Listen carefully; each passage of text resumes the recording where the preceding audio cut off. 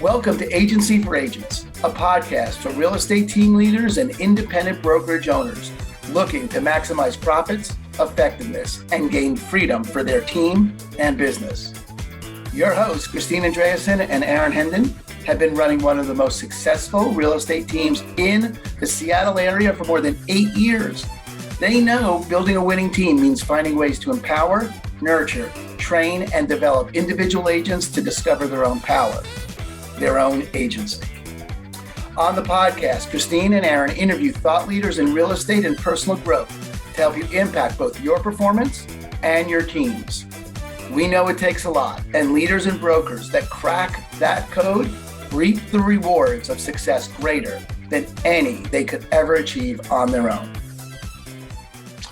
All right, our guest today, Brad Cartier, is a real estate developer, writer, prop tech investor and advisor, and marketing consultant in the real estate technology space. Brad is the co-founder of Blair Capital Asset Management, which develops and manages missing middle multifamily in the Ottawa area. Brad is also an advisor and angel investor to a number of property technology startups and a marketing mentor for the MetaProp accelerator program. Brad is also a writer on all things real estate of the Briefcase.email, which is he's the co-founder. Can't recommend a newsletter more highly. He's written for Motley Fool, Roofstock, Stessa, and more. In all, Brad oversees a portfolio of around 100 rental properties, including long, medium, and short-term rentals. Also, he's a dad. Okay, he likes spending his time with his wife and four daughters, who gifted him with the coveted number one dad mug, which is obviously not the case because I'm the number one dad, but okay, Brad, we're not going to make a big deal about that. Anyway, Brad also volunteers on the Ottawa Real Estate Investors Organization Executive Board, which is a local group of 300 local real estate entrepreneurs. All right, we're really happy to have Brad on the show today. Can't wait to get into it. Yeah, thanks a lot for having me on, Aaron. Thanks. And I'm glad our various PR people hooked us up because you know, the Briefcase, the newsletter that you write. So I know that you're an investor. Tell me a little bit, give the listeners a little bit of background so they know who you are besides the curator and writer of the Briefcase. Yeah. So first of all, thanks for giving me the chance to chat with you and hopefully provide some value to your audience. My name is Brad Cartier. I have been a real estate investor for about 15 years, got my start buying new build condos. I don't know if you can tell from the photo, but I'm not built for handyman work. You don't want me swinging a hammer. So I always knew I wanted to get into real estate investing, but I knew things like, you know, the flipping side of it or the value add side of it wasn't really my wheelhouse. So started out super simple, new build condos, buy them brand new, not a whole lot to do. You know, you have a condo boards here in Canada, HOAs in the US that deal with a lot of the maintenance. So developed a small portfolio of condos and then started to think, you know, it's very difficult to scale up when you're doing sort of the single family homes and condos. So I pivoted to multifamily and bought my first duplex. And then that went into triplex and then a fourplex. And then the real estate market just caught on fire, you know, up here in Canada, very similar to the US. And a lot of the deals just didn't make sense. So we actually started our own development company. So we buy underutilized land and we build up missing middle type multifamily developments and create our own value. So we're not overpaying for an asset. We're building it ourselves. And just for your audience as well, I have a background in property technology and marketing. I do a lot of writing for American clients like Roofstock and Stessa. So very, very steeped in the U.S. housing market, even though I'm up here in the north.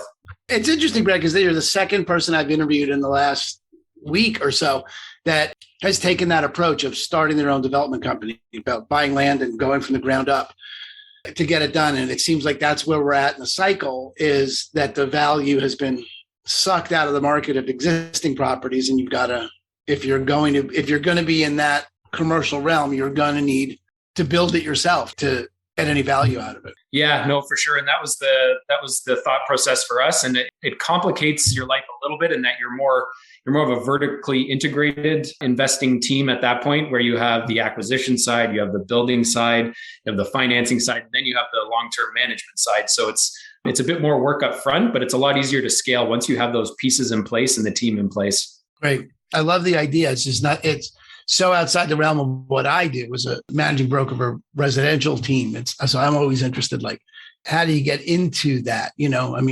But I think it's really interesting stuff to be able to do that. And so you're not buying or selling properties, you're buying land and developing it and holding it. And then you're managing doors. Yeah, exactly. Yeah. Very cool. All right. That's awesome. And then the thing that really really intrigued me, not mostly, but really intrigued me was the Briefcase, was your newsletter, the Briefcase, because there's so much noise, my email box could not, I don't want to say this because I'm afraid the universe is going to be like, oh yeah, hold my beer. But it's just full of garbage information. First of all, there's the title company news you can use that you get, which is so generic, or the various lenders or the various, insurance sales, insurance financial consultants, that it's all canned news you can use. It's you. And then there's Keeping Current, whatever that the program is that realtors can buy for $29 a month. Keeping Current Matters or whatever it is. But it's all just so general and generic and not insightful at all. And then you go ahead and produce this newsletter called The Briefcase, which is it's just rad. I was reading it and I was thinking I could do an unlimited amount of content each month out of just each piece of what it is you're writing. How did you get into that? Talk to me about where that comes from. Who does that writing? How long does it take you to develop that? I love it. Yeah. Oh, I couldn't think of a better promotion, Aaron. Thank you so much for that. I'm blown away. I really do. I'm not blowing smoke. I really was like, wow, this is exciting. Yeah. So back, Drew Smith does the Geek Estate, which I love. Yeah. Drew Myers. Drew Myers. Yeah. He's a great writer. And I've had a couple conversations with him. He's actually, I'm a member of Geek Estate and I love that community. His content is top notch, but, yeah, just to answer your question, Aaron, I think you hit the nail on the head. A lot of the content, I would say 90% of it out there right now is self-serving, and it's promotional or it's salesy in a sneaky kind of way. And I just got fed up with that. And I'm really passionate, obviously, about real estate, but also equally passionate about education and teaching people the right things to do in real estate. There's so much noise out there and self-serving content and these so-called gurus and coaches and get rich quick that it infuriates me. So my co-founder and I set out to create this free weekly newsletter, and there was not going to be any self-serving elements of it. We just want to talk about real estate, and we're going to break down one interesting topic a week, pull out the data and make it accessible. That was really important. I'm not a trained economist or anything like that. I really am writing for myself, and I write the newsletter on a weekly basis. It's probably the most enjoyable thing I do every week. I wake up on Monday mornings and start to lay out the framework of it. And I sit there, almost giggling at my computer, typing up this newsletter. I just have a lot of fun writing it. And the whole goal behind it is just to be informative and engaging. And as you saw, Aaron, our style of writing is a little bit different than your typical newsletter writing. It sounds like someone had fun writing it. Just to be honest, it sounds like someone who's having a good time. And, to have a good time writing about, the ins and outs of interest rate hikes, it's not for everybody. For most people, that's not even a fun topic. But for me and for you and for real estate geeks, it's like, yeah, that's some cool shit. I love that. Yeah, one of our more recent one was on treasury bond yield. So I was sitting there like, how am I going to make this interesting at all? So the opening Giphy is someone like falling asleep at a baseball game. It's like, okay, we're going to try and do the opposite of that. How are we going to spice this up? So that's sort of the perspective we take with every newsletter. Yeah. It's how are we going to engage the audience? Because interest rates matter, treasuries matter, all these things actually matter. But you know what? My eyes start to glaze over on some of these government reports I read, or, some of the media coverage is just sort of surface level coverage, like the CNBC coverage of interest rates hikes. It's like, it's all the same stuff. Like, let's get down to the meat and potatoes of it. And the CNBC and the Jim Cramers, that's all self-serving crap too, because it's all headline mongering. It's all to get the click. None of it's really news. None of it's the same stuff over and over and over. And it's all about either the sky is falling or whatever it is. It's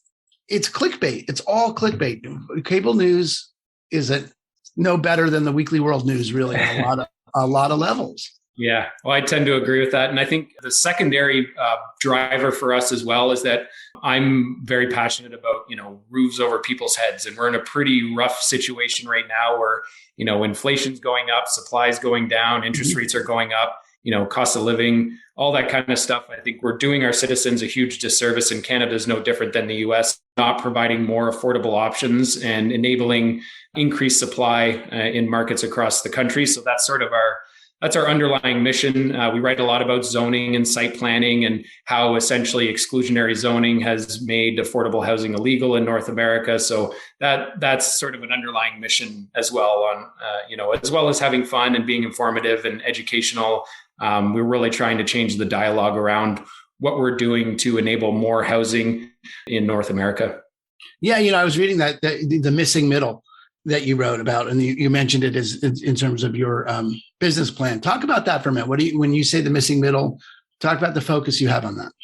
Yeah, so missing middle housing essentially is anything from a duplex up to a 12plex. It's sort of you have your single family homes and your high rise condos, and then in between you have this.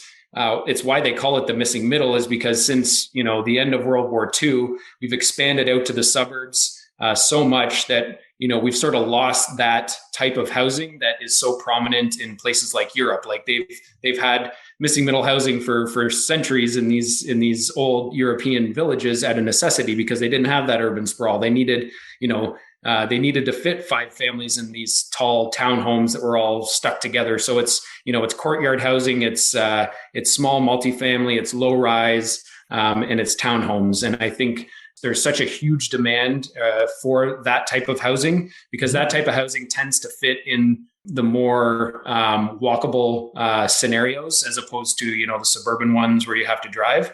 That's the type of development we develop.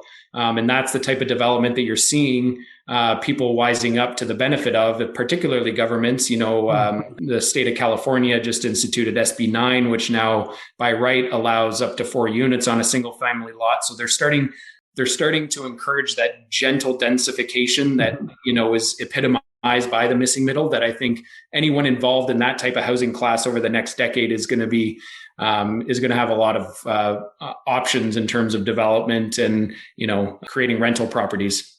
Yeah, I think that's great. It's fun. I just walked a property, a FSBO in my area, but they're dividing into 3, and they could easily fit 6 units on that, or 3 duplexes, or whatever they wanted to do. And it is this, you can see it's only happening in Seattle. I'm in the Seattle market, and that infill, the idea of density is finally counties are finally opening up to mother-in-laws, and hopefully tiny homes at some point will become a viable option for people. But you've got people sitting on, these parcels that could be infill. You already have the structure versus more sprawl, and then the thing you said about the headwinds, about the exclusionary zoning, I think, is that how you said it? Yeah. Right? But not in my backyardness of the whole thing. Like, everyone likes to tisk about homelessness, but you got to build the homes. You can't, what do you want? What do you want these people to do? You got to make room in your freaking backyard. That is where they're going to go, Couldn't agree more. And we wrote a piece called Housing is Health, Aaron. If you look at the data on the studies around mental health and homelessness, it all starts with a place to live that you are, that you take ownership over. There's some really interesting studies on, VA homelessness and, providing homes for these people that are not, pieces of trash, essentially, like something they can take pride in. And then all of the knock-on benefits of that, now they're more, those people are more able to get a job. They're more able to go to therapy. They're more willing to go to treatment, all that kind of stuff. Like everything starts with your home and your house. So that's why I truly believe housing is health. Brad, it's such a great way to look at it, thing to connect, because the other side of it is, how quickly is someone's mental health going to deteriorate if they have no home? Even if they're on the edge, if you can't find a place to live, you're necessarily going to start to go nuts. Probably a really crude and terrible way to say that, but at the same time, the reality is if you force someone into homelessness for lack of opportunity of a place to live, what do you expect?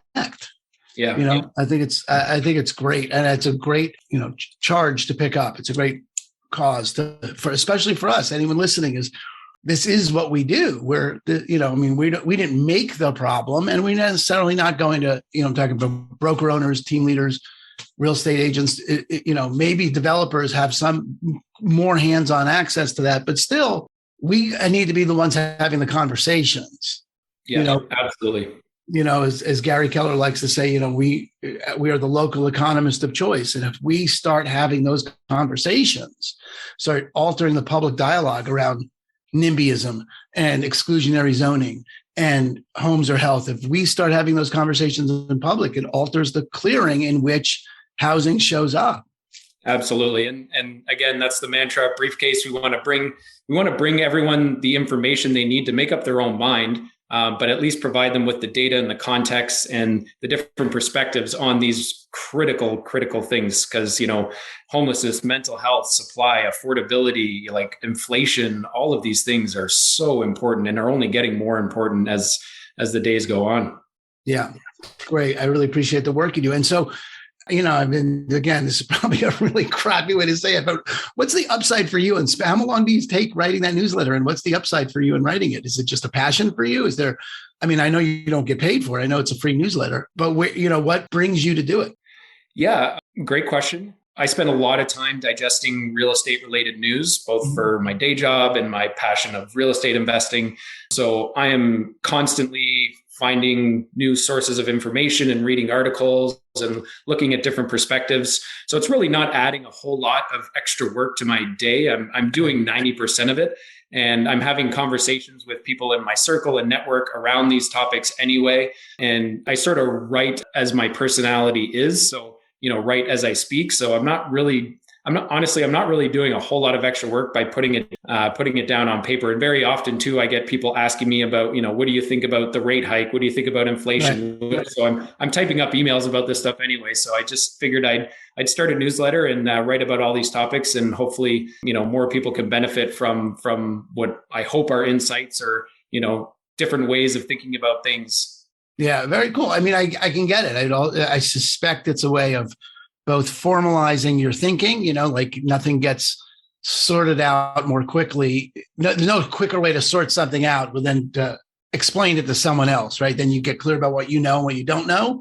So there's a huge advantage there. And, for you in doing that. And then, just the opportunity to get bigger, wider audience of people thinking about things that are important to you. I love it.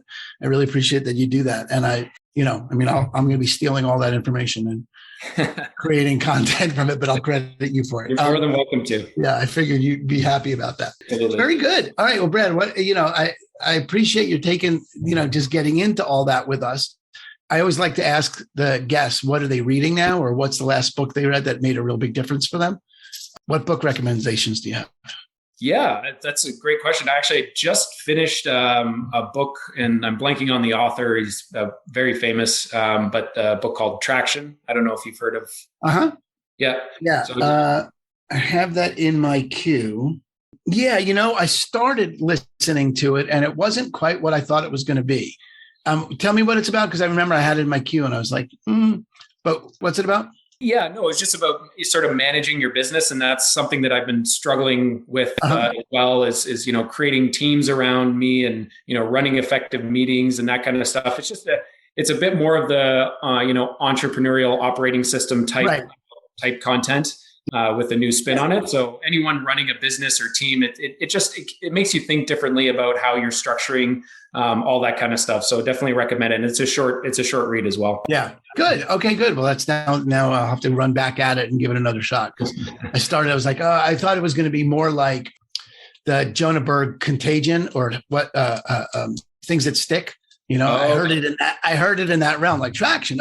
Give your marketing ideas traction. But it turned out not to be that. And when you pick something up and it's not what you thought it was like, all right, I'm going to go listen. I got to go find something that's in the domain of what I thought it was. Absolutely. But now that you've recommended it, I can go give it another shot.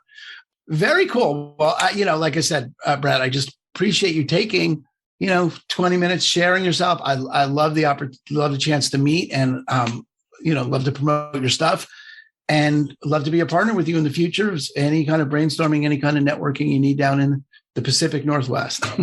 Yeah, absolutely, Aaron. And anytime you see a Briefcase newsletter that you like and you want to chat more about it on the podcast, I'm happy to join. And any reader who wants to check out the free newsletter, it's briefcase.email. You can sign up right there, and it comes directly from my email, so you can respond to me and we can have a chat about what topics are important to you, and maybe we'll do a newsletter about those topics too. That's awesome. All right, good. And I'll put the link in the show notes. So, Brad, I appreciate it, man. Have a great day. And thanks so much for your time.